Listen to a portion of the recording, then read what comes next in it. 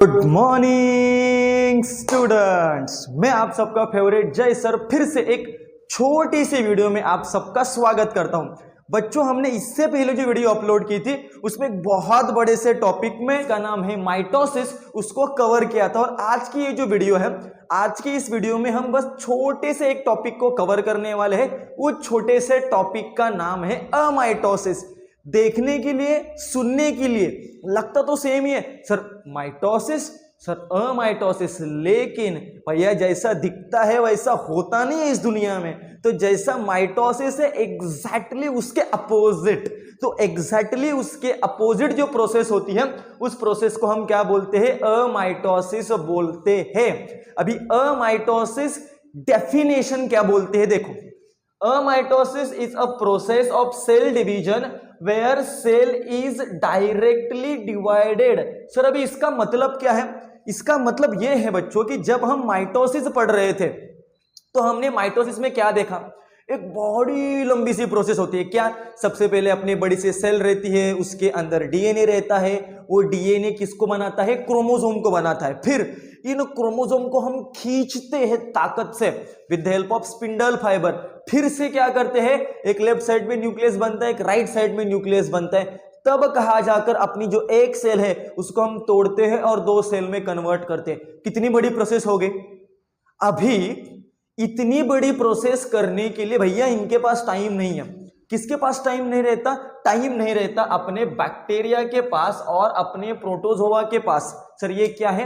ये है सूक्ष्म जीव, जिनको हम बोलते हैं माइक्रो ऑर्गेनिजम्स। तो इससे एक कंसेप्ट क्लियर होगी भैया कि माइक्रो ऑर्गेनिजम्स के अंदर ना माइटोसिस होती है ना मियोसिस होती है, उनके अंदर एक सेपरेट सेल डिवाइडेशन की प्रोसेस होती है। उस सेपरेट सेल डिवाइडेशन के प्रोसेस को हम क्या बोलते हैं? अमाइटोसिस बोलते हैं। सर ऐसा क्यों?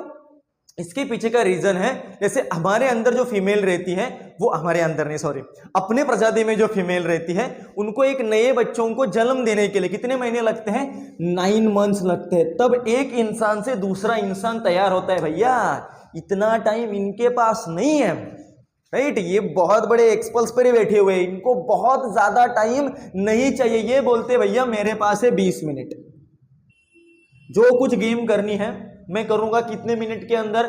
20 मिनट के अंदर, दैट्स इट। तो इनको जो रिप्रोडक्शन करना रहता है, मतलब एक सेल से दो सेल में कन्वर्ट होना रहता है, उनके लिए इनके पास कितना टाइम है? सिर्फ और सिर्फ 20 मिनट। तो अगर इस 20 मिनट में ये इतनी बड़ी प्रोसेस करेंगे, डीएनए का कन्वर्जन क्रोमोसोम में, क्रोमोसोम को सेपरेट करेंगे, न्यूक्लियस फॉर्म करेंगे और साइटोप्लाज्म बनाएंगे, तो 20 मिनट के अंदर भैया ये प्रोसेस होगी क्या? नहीं होगी। तो इनके पास टाइम कम है, इसलिए जुगाड़ करते हैं और उस जुगाड़ का नाम है अमाइटोसिस। तो ये जो जुगाड़ है, ये जो अमाइटोसिस है, ये जो सेल डिवाइडेशन का टाइप है जो सिर्फ 20 मिनट के अंदर परफॉर्म होता है, इसको हमने 2 स्टेप में क्या किया है? डिवाइड किया। पहली स्टेप है कार्योकाइनेसिस, दूसरी स्टेप है साइटोकाइनेसिस। अगर आप नए भी हो, आपको थोड़ी भी आइडिया नहीं है, 1 मिनट के अंदर आइडिया हो जाएगी। जैसा हमारे अंदर रहता है ब्रेन, जो पूरे बॉडी को क्या करता है? कंट्रोल करता है, बस दैट इज। तो इनके पास रहता है न्यूक्लियस, किनके पास? सेल के पास। तो जैसा अपना ब्रेन अपने बॉडी को कंट्रोल करता है, वैसा इनका न्यूक्लियस इनके सेल को कंट्रोल करता है। तो सेल ये एक इंग्लिश वर्ड है, इसको साइंटिफिक लैंग्वेज में बोला जाता है साइटो। वैसे न्यूक्लियस ये एक इंग्लिश वर्ड है जिसको साइंटिफिक लैंग्वेज में बोला जाता है कार्यो। क्या बोला जाता है? कार्यो। और काइनेसिस का मतलब रहता है डिवीजन। सर इतना सिंपल, इतना ही सिंपल है कि कार्योकाइनेसिस एक ऐसी प्रोसेस है जिस प्रोसेस के अंदर हम किनको डिवाइड करते हैं? न्यूक्लियस को डिवाइड करते हैं, और उस प्रोसेस को बोला जाता है कार्योकाइनेसिस। और यहां पर वर्ड आ गया साइटो। जस्ट क्या एक्सप्लेन किया? साइटो मतलब क्या? सेल। साइको नहीं, साइको मतलब पागल हो जाता है। साइटो मतलब क्या? सेल। तो यहां पर किसका डिवाइडेशन होगा? सेल का डिवाइडेशन होगा। तो भैया अब तक क्या देखा? अमाइटोसिस एक ऐसी प्रोसेस है जिसको हम डायरेक्ट सेल डिवीजन भी बोलते हैं, जो होती है माइक्रो ऑर्गेनिजम्स लाइक प्रोटोजोआ और बैक्टीरिया, जिसको हम 2 स्टेप में करते हैं। अमाइटोसिस की दो स्टेप है, अपना कार्योकाइनेसिस और साइटोकाइनेसिस। कार्योकाइनेसिस में हम न्यूक्लियस का डिवाइडेशन करते हैं, साइटोकाइनेसिस में हम डिवाइडेशन करते हैं सेल का। That's it. अब देखते हैं प्रोसेस क्या है। आप अगर ध्यान से देखोगे तो आपको सेल दिखाई देगी और सेल के अंदर आपको न्यूक्लियस दिखाई देगा। अभी बच्चों एक कंसेप्ट जो थोड़ी सी डीप में, लेकिन मैं हूं ना 1 मिनट के अंदर कंसेप्ट को क्लियर कर देता हूं। अगर बैक्टीरिया है, कौन है? बैक्टीरिया। तो आपको यह मालूम रहेगा कि बैक्टीरिया के अंदर कोई भी न्यूक्लियस प्रेजेंट नहीं रहता। मान लो जैसा आपका ब्रेन है, इस ब्रेन के अंदर एक खोपड़ी है, उस खोपड़ी के अंदर कौन है? ब्रेन है, बराबर। तो आप ऐसा समझ सकते हो कि ये ब्रेन ओपन और इसके ऊपर कोई खोपड़ी ही नहीं, मतलब इसका ब्रेन डीएनए, और जिस डीएनए के ऊपर कोई भी न्यूक्लियर मेम्ब्रेन नहीं रहती। ओके, किनके केस में? बैक्टीरिया के केस में। एक्सेप्ट बैक्टीरिया, जितने भी माइक्रो ऑर्गेनिजम्स आपको दिखाई देंगे मोस्टली किंगडम मोनेरा को छोड़कर, उनके अंदर क्या दिखाई देगा? न्यूक्लियस दिखाई देगा। ओके, तो ये चीज बस आपको ध्यान में रखने की है। क्या होता है, ये जो एक सेल है इसके अंदर है न्यूक्लियस। भैया कुछ नहीं होगा, सीधा किसके लिए स्टार्ट किया जाएगा? कार्योकाइनेसिस के लिए स्टार्ट किया जाएगा।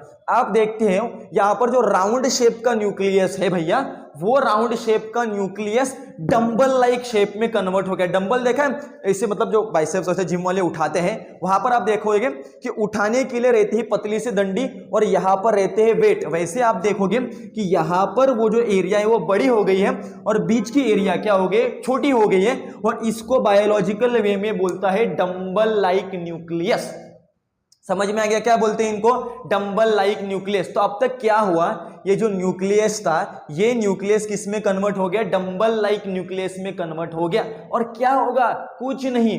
अब ये जो न्यूक्लियर मेम्ब्रेन है, ये न्यूक्लियर मेम्ब्रेन टूटेगी और एक ही सेल के अंदर कितने न्यूक्लियस क्रिएट होंगे? 2 न्यूक्लियस क्रिएट होंगे, राइट। तो अभी हो क्या गया, एक न्यूक्लियस से एक सेल के अंदर हमने कितने न्यूक्लियस को बना दिए? 2 न्यूक्लियस को बना दिए। जैसे किसी की शादी हो गई ना, तो एक घर में 2 बड़े लड़के टिकते नहीं है, राइट।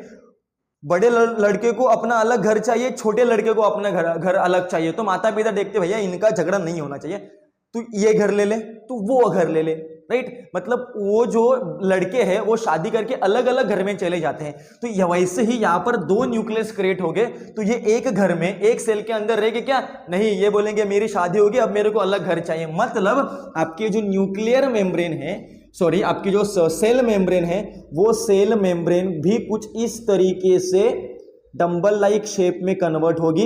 ये इसके अंदर का आ गया न्यूक्लियस। उसके बाद जैसा आपका न्यूक्लियस स्प्लिट हुआ मतलब क्या? डिवाइड हुआ। वैसे कौन डिवाइड हो गई? सेल डिवाइड होगी। और इस एक सेल से आपको कितने सेल मिल गए? 2 सेल मिल गए। तो भैया हो गया ना डिवाइडेशन। तो इतना ही क्या था आपका अमाइटोसिस। क्या होता है? अमाइटोसिस होता है बैक्टीरिया में और प्रोटोजोआ में। प्रोटोजोआ ज्यादा डिटेल में मत जाओ। प्रोटोजोआ मतलब किंगडम प्रोटिस्टा के ऑर्गेनिज्म जिनके पास न्यूक्लियस प्रेजेंट रहता है। बैक्टीरिया किंगडम मोनेरा के ऑर्गेनिज्म जिनके पास कोई भी न्यूक्लियर मेम्ब्रेन प्रेजेंट नहीं रहती। तो इसको बोला जाता है डायरेक्ट सेल डिवीजन, जो 2 स्टेप की मदद से होता है। एक को बोला जाता है कार्योकाइनेसिस, दूसरे को बोला जाता है साइटोकाइनेसिस। कार्योकाइनेसिस मतलब डिवाइडेशन ऑफ न्यूक्लियस, साइटोकाइनेसिस मतलब डिवाइडेशन ऑफ सेल।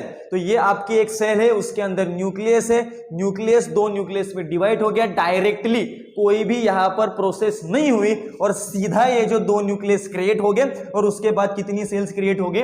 2 सेल्स क्रिएट हो गई। तो यहां पर ना प्रोफेज हुआ, ना मेटाफेज हुआ, ना एनाफेज हुआ, ना टेलोफेज हुआ, कुछ भी नहीं हुआ। सीधा न्यूक्लियस डिवाइड हुआ और कितने सेल्स बना दी? 2 सेल्स बना दी। तो इससे क्या साबित होता है कि इनके अंदर कोई भी फेजेस नहीं होती, इनके अंदर कोई भी डीएनए का कंडेंसेशन नहीं होता, इनके अंदर ना क्रोमोसोम बनते हैं ना स्पिंडल फाइबर्स बनते हैं। स्पिंडल फाइबर मतलब क्या? एक ऐसी रस्सी, एक ऐसा रस्सी, क्या बोल रहा हूं उसको क्या बोलते हैं हिंदी में? कमेंट में कर देना रस्सी को हिंदी में क्या बोलते हैं, राइट। तो ये जो न्यूक्लियस है, एक रस्सी यहां से आएगी, एक रस्सी यहां से आएगी और उसके बाद ये इसको अपोजिट डायरेक्शन में खींचेगी। तो वो जो रस्सी है मतलब यहां पर एक स्ट्रक्चर है, एक फाइबर है जो इस क्रोमोसोम को खींचता है, उनको क्या बोला जाता है? Spindle fibre. तो भैया आसान सी बात है, ना क्रोमोसोम है तो ना उन क्रोमोसोम को खींचने वाला स्पिंडल फाइबर आएगा। तो यही हो जाता है आपका किसमें, अमाइटोसिस में। डिटेल में मैंने आपको अमाइटोसिस क्लियर कर दी है। अगर वीडियो में बताते वक्त मुझसे कुछ गलती होगी तो बच्चों जरूर माफ कर देना, कमेंट सेक्शन में ऐड कर देना।